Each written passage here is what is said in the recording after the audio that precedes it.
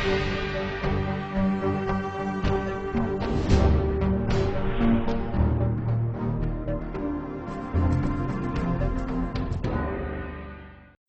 Vindhya times में आपका स्वागत है और आपके साथ मैं श्रेया हाजिर हैं आज की बुलेटिन की खबरों के साथ। पहली खबर की बात करते हैं। सरकार की ओर से लगातार स्वच्छता अभियान चलाया जा रहा है। लोगों को अपने आस पड़ोस में साफ सफाई रखने के लिए जागरूकता कार्यक्रम किया जाता है।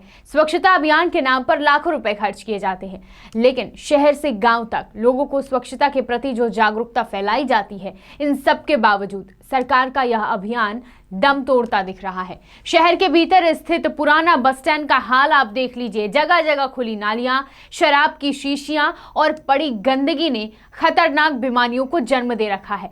पुराने बस स्टैंड में बने यात्री प्रतीक्षालय अब दम तोड़ते दिख रहे हैं। ना तो वहां पानी पीने की कोई व्यवस्था है और ना ही कोई स्वच्छता का ध्यान रखा जा रहा है। आप तस्वीरों के माध्यम से यह अंदाजा लगा सकते हैं कि जब शहर के भीतर की यह स्थिति है तो बाकी जगहों पर क्या हाल होगा। यहाँ हर दिन हजारों की संख्या में यात्री पहुंचते हैं, लेकिन कचरे और खुली नालियों के कारण अलग अलग बीमारियां लेकर वापस जाते हैं। जानकारी देते हुए आपको बता दें कि पुराने बस स्टैंड में पानी की बड़ी समस्या है। नल होने के बावजूद भी खराब पड़ा है नल, लेकिन शासन प्रशासन के द्वारा इस पर कोई ध्यान नहीं दिया जा रहा है। देखना यह लाजमी होगा कि नगर प्रशासन कब इन समस्याओं से जनता को निजात दिलाता है और स्वच्छता अभियान की जो बात कही जाती है वाकई शहर स्वच्छ कब होगा। सत्यनारायण द्विवेदी यहाँ हो गया करीब 15-20 मिनट हमको। क्या कुछ व्यवस्थाएं देखी जा रही हैं यहाँ पे? व्यवस्थाएं पुरानी ही जो पहले ही प्राचीन व्यवस्थाएं थी वही व्यवस्थाएं हैं, कोई निर्माण नहीं, की व्यवस्था को लेकर कुछ नहीं हुआ है। शौचालय की व्यवस्था कहीं दिखी आप? शौचालय की व्यवस्था एक पुराना शौचालय बना हुआ है, उसमें भी भरी हुई है गंदगी। और हैंडपंप पानी हैंडपम्प एक यहाँ बगल में है, वो भी बिगड़ा हुआ है। एक इधर है, वो भी बिगड़ा हुआ हैंडपम्प पड़ा है। कोई पानी की व्यवस्था नहीं है। हवा पानी की क्या व्यवस्था? हवा देखने के लिए पंखे लगे हैं, चलते नहीं हैं। अब यह तो ठंड का सीजन है, लाइट जरूर जल रही है। रात में बंद रहती है, दिन में जल रही है। देखा जा रहा है कि यहाँ पर असामाजिक तत्वों का भी आना जाना रहता है। आप हाँ, ये रहता है।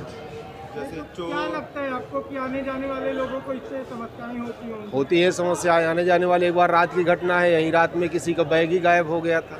यहाँ तो गांजा वाले ही बैठते हैं, गांजा पीते हैं, दारू भी पीते हैं। 9 बजे के बाद तो यहाँ बिल्कुल वही दारू वालों का अड्डा रहता है। चोरी पॉकेट मारी जैसी घटना हाँ, हो रही ये होता। टिकट काउंटर भी देखा जा रहा है, सिर्फ एक टिकट काउंटर काउंटर तो कभी बैठते नहीं काउंटर में। काउंटर वाले लेकर टिकट बाहर घूम रहे हैं, बाहर से टिकट काटते हैं, काउंटर में कोई बैठता नहीं। प्रतीक्षालय ये बना हुआ है पूछताछ का, वहाँ पर भी आदमी नहीं रहते, मौजूद रहती। कोई सवारी पूछ ले कि भाई हमको जाना है, कौन सी गाड़ी कब हमको मिलेगी, कोई सुविधा नहीं रहती। क्या नाम है आपका? सत्यनारायण द्विवेदी। रीवा शहर के कई प्रमुख चौराहों के साथ भीड़भाड़ वाले इलाके में भी जगह जगह गड्ढे खुदे हुए हैं, जिससे न केवल विभिन्न क्षेत्र वासियों के लिए परेशानी का सबब यह बने हैं, बल्कि इन गड्ढों पर एकत्रित गंदगी ने हैरान कर रख दिया है। शहर के कुटे में मार्ग, शिल्पी प्लाजा, सिरमौर चौराहा, कॉलेज चौराहा और भी शहर के अन्य जगहों पर गड्ढे खुदे हुए हैं, जिससे कहीं भी समय किसी भी समय दुर्घटना घटित हो सकती है। कई बार तो इन गड्ढों की खुदाई होने के कारण गाड़ियों के पलटने की भी खबर सामने आती है। लेकिन ये सोचने वाली बात है कि यह गड्ढे क्यों खोदे गए और कब तक इसी तरह खुले रहेंगे।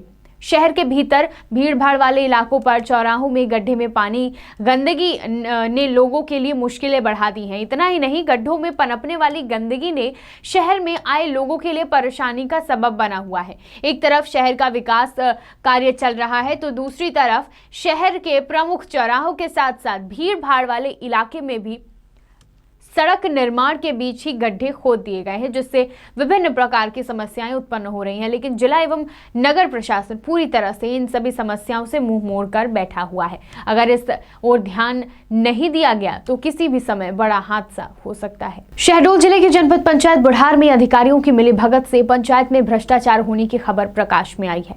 जानकारी के अनुसार जनपद पंचायत बुढ़ार अंतर्गत आने वाली पंचायतों में सूचना के अधिकार के तहत किए गए भ्रष्टाचार की जानकारी मांगी गई, लेकिन 4 माह बाद भी आवेदक को पंचायत से जानकारी नहीं दी गई। ये मामला कई बार उठ चुका है, लेकिन अभी तक इस पूरे मामले पर निराकरण नहीं हुआ है।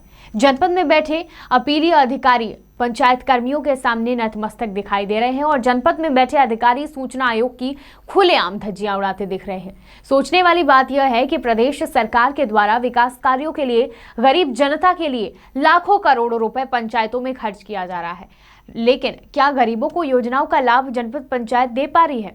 इसका जीता जागता सबूत जनपद पंचायत बुढ़ार के कई पंचायतों में है, जहां जनपद पंचायत दर्पण पोर्टल में फर्जी जानकारी देखकर लाखों रुपए का भुगतान किया जा रहा है। कई पंचायतें हैं जो कार्य के नाम पर बिना जीएसटी बिल लगाकर इंजीनियर व एसडीओ को मिली भगत से भुगतान कर रही है। सूत्रों की माने तो जनपद बुढ़ार सीईओ कार्यवाही करने से बचते दिख रहे हैं और पंचायत कर्मियों के सामने नतमस्तक हैं। बताएं लालन सिंह जनपद अध्यक्ष बुढ़ार। सर, ये मैं पूछ रहा था कि लगातार पंचायतों के भ्रष्टाचार उजागर किए जा रहे हैं। कई पंचायतें जहां पर भ्रष्टाचार किए गए, जिससे आवेदक के द्वारा सीएम हेल्पलाइन में भी शिकायत की गई, आरटीआई भी लगाया गया, मगर अभी तक कोई जवाब नहीं मिल पा रहा है। इस पे क्या कहना चाहेंगे आप? अब इसमें देखिए, ऐसा है कि आरटीआई अगर लगाए हैं तो उसमें प्रक्रिया के तहत तो मिलेगा आपको। उसमें कहाँ तक आपका जो है उसमें बना हुआ है कि भाई जिस स्तर पे निचले स्तर से लेना है कि उसको मैंने सूचना आगे अपील करना है, नहीं है तो उस प्रक्रिया के तहत जाइए, मिलेगा आपको।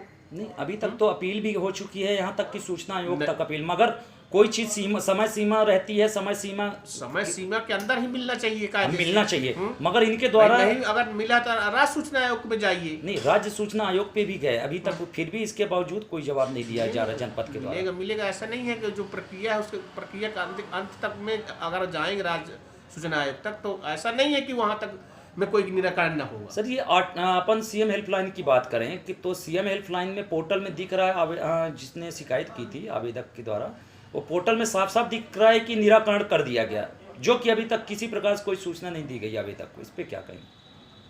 अब इसमें पता नहीं किस कारण से ऐसा दिख रहा है।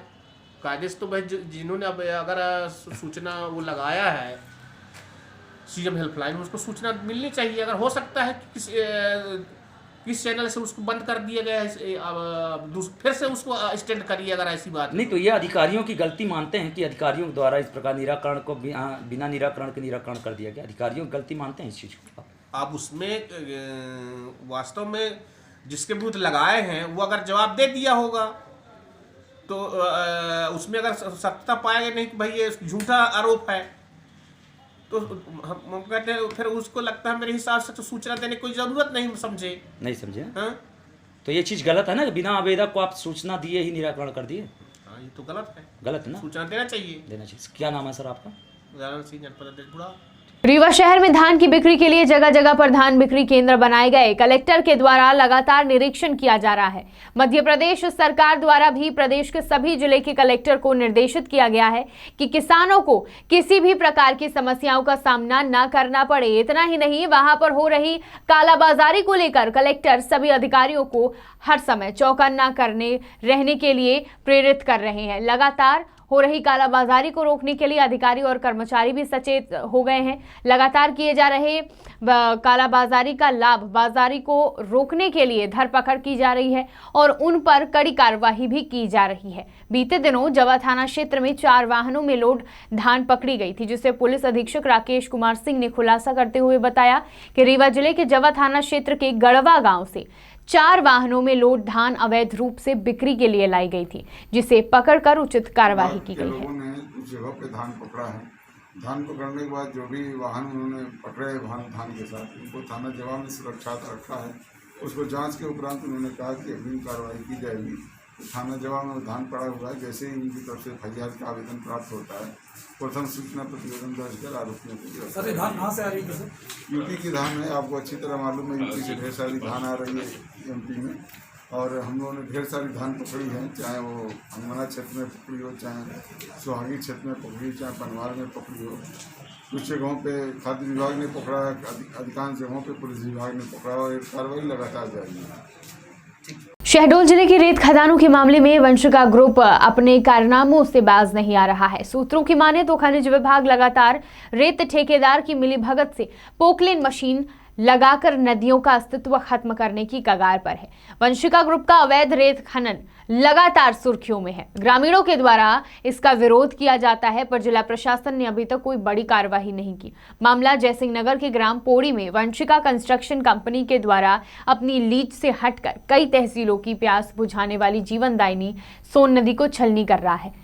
मुरारी के मैनेजमेंट ने खनिज विभाग को भी अपना कर्मचारी बना लिया है और प्रतिदिन लाखों टन रेत निकासी कर रहा है। वहीं जिला प्रशासन के सामने मुरारी 2 भारी भरकम पोकलेन मशीन से रेत उत्खनन करा रहा है, पर न ही नजदीकी थाना कोई कार्यवाही कर रहा है और न ही शहडोल खनिज अधिकारी। पद से जुड़े हुए थे और अप्रत्यक्ष रूप से जनता से जुड़े थे, लेकिन अब आपने प्रशासनिक सेवा छोड़ करके जनता से प्रत्यक्ष रूप से जुड़े हुए हैं, तो इस विषय पर आपका क्या कहना है?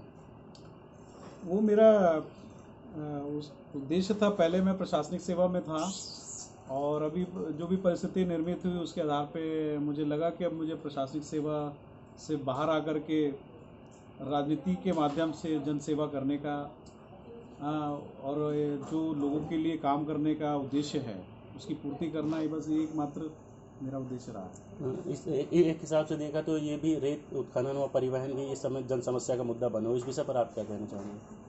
बिल्कुल जन समस्या नहीं होना चाहिए और इसको बहुत ही व्यवस्थित तरीके से और जो निर्देश हैं, माइनिंग एक्ट्स हैं, उसके जो रूल्स हैं उसके हिसाब से वो परिवहन और उत्खनन होना चाहिए और मैं ये मानता हूँ कि उसको सुनिश्चित करना चाहिए प्रशासन को। अभी हाल ही में वंशिया ग्रुप ने यहाँ करोड़ रुपए का ठेका लिया हुआ और बुढ़ार क्षेत्र से लगा हुआ कसेर नाले पे प्रवाही जलधारा को अवरुद्ध किया हुआ है, तो इस विषय पर आप कुछ कहना चाहेंगे? ऐसा बिल्कुल नहीं करना चाहिए, एनजीटी का वायलेशन है और प्रशासन को ये ध्यान दें, सुनिश्चित करें कि इस तरीके की प्रतिकूल स्थिति निर्मित ना हो, कोई भी कानून या नियम का उल्लंघन ना हो। आप भी सरकार के एक अंग होने जा रहे हैं, तो इस विषय पर आप क्या मुहिम उठाएंगे इसको लेकर के? अभी सरकार के अंग होने जा रहे हैं, ये बात निश्चित रूप से 10 तारीख को पता चलेगा और हमारा तो मानना है कि कांग्रेस जो है गवर्नमेंट फिर से बना रही है और जब कांग्रेस फिर से गवर्नमेंट बनाएगी तो माननीय कमलनाथ जी ने पहले भी काफ़ी शुद्ध के लिए युद्ध किया है और जैसे रेत माफियाओं के विरुद्ध भी बड़ी बड़ी कार्रवाइयाँ की हैं, जिस कारण से हमें ये भुगतना पड़ा कि सरकार को हमको खोना पड़ा। क्या इस तरह से प्राकृतिक जल स्रोतों को बाधित करना आपके हिसाब से कहाँ तक सही है, कहाँ तक न्यायसंगत है? ये उल्लंघन है। एनजीटी जो होता है, नेशनल ग्रीन ट्राइब्यूनल्स, उसके रूल्स का वायलेशन है ये। इस पे तो बिल्कुल सख्ती से कार्रवाई होना चाहिए। अभी मैं प्रशासन में था, आपको याद होगा मैंने एक पोकलेन वहाँ से सीज किया था और मेरे ख्याल से अभी भी सीज होगा। अभी आप क्या अपेक्षा करते हैं कि प्रशासन को इस मुहिम के लिए क्या करना चाहिए, ऐसे करते हुए? बिल्कुल उनको सख्ती से इसमें जाना चाहिए, कार्रवाई होनी चाहिए। अगर कहीं गलत है तो वहीं नहीं, रेत में ही नहीं, कहीं पर भी किसी भी कानून का उल्लंघन हो तो उसके खिलाफ कार्रवाई होना चाहिए। धन्यवाद सर। विंध्य की तमाम खबरों के साथ कल फिर हाजिर होंगे। देखते रहिए विंध्या टाइम्स। बहुत बहुत धन्यवाद।